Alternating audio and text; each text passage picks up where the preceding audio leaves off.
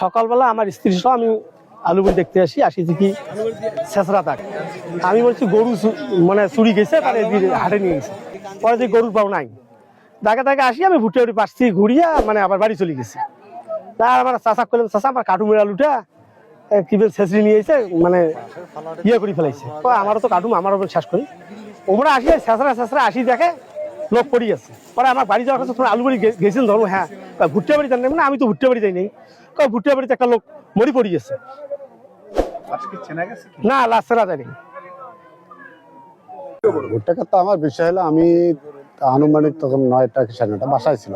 আমার এক চাচা নাম হলো নুরুজ্জামান ইসলাম। উনি এই মানে দাগটা দেখার কারণে উনি এই দাগটা দেখতে চলে যাচ্ছে যে শিয়াল ডিয়াল গেছে নাকি মৃত্যু কারণে। উনি আসলে দেখে একটা আমাদের ভুট্টা ক্ষেত্রে মানে মানুষ লাশ শুয়ে পড়ে আছে। তারপর উনি আমাকে জানলো, আমি আসে দেখি যে রাইট। তারপর আমি ট্রিপল লাইনে ফোন দিলাম, তাদেরকে অবগত করলাম যে আমার ভুট্টা বাড়িতে একটা লাশ পড়ে আছে, আপনারা চলে আসেন।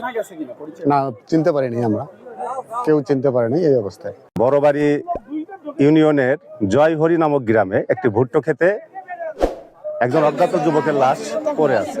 উক্ত সংবাদের প্রেক্ষিতে তাৎক্ষণিক অফিসার ফোর্স সহ আমরা ঘটনাস্থলে আসি এবং লাশটি উদ্ধার করি। লাশের পরিচয় এখন পর্যন্ত উদ্ঘাটন করা সম্ভব হয় নাই। আমাদের সকল প্রকার প্রচেষ্টা অব্যাহত আছে। আমরা লাশের আনুষঙ্গিক কার্যক্রম শ্রদ্ধাল প্রস্তুত সহ মৃত্যুর প্রকৃত কারণ নির্ণয়ের জন্য লাশ ময়নাতদন্তে প্রেরণ করা হবে।